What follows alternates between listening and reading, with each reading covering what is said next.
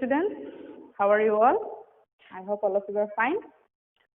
So today we are with lesson number 11 of your English grammar book, the lesson Verbs and Models from your half-yearly syllabus. So at the very beginning, I would like to ask you what is a verb? And a very simple answer is action words or state of being are called verbs. Now, what are modal verbs? Modal verbs are helping verbs that are used with the main verb to express ability, willingness, possibility, permission, and intention. I am repeating again. Modal verbs are helping verbs that are used with the main verb, and they are used to express ability, willingness, possibility, permission, and intention. They also reflect the mood and the attitude of the speaker. So here are some rules to be remembered about modals. The first one is they never change their form with the number or person of the subject. Second one is modals are always followed by the main verb, which is the base form of the verb. Third one is the past tense form of modals may not always refer to past time. So all these rules are given in your textbook very clearly. Please go through it. Now we will learn the uses of various modals. First one is can and could. So can and could is used to express possibility, ability, make polite suggestion, make offers and requests, and also ask for permission. For example, we can say, can we go out? So it is asking for permission. Could I get you some water? It is making an offer. The second one is may and might.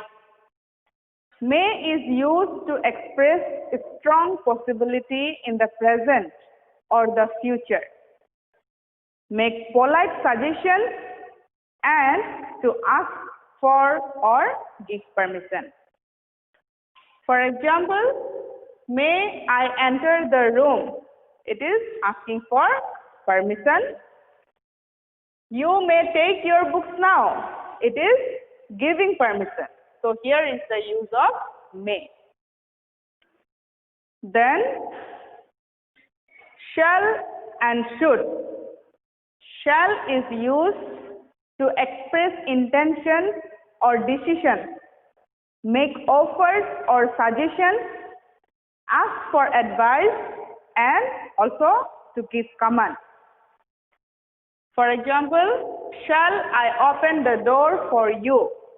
It is making an offer.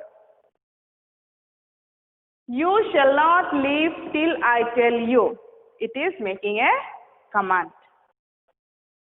The modal verb should is used to express something expected or likely to happen, and to give or seek suggestions or advice. For example, we can say, the metro should be less crowded today. It is an expected action. So will and would. Will is used to express intentions and decisions, predictions, promise, request, and invitation, and also commands and offers and suggestions.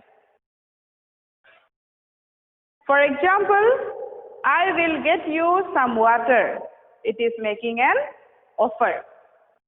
I would not sell in polythene bags ever. It is giving an opinion. Would is used to express requests and offers, opinions, and habitual actions in the past.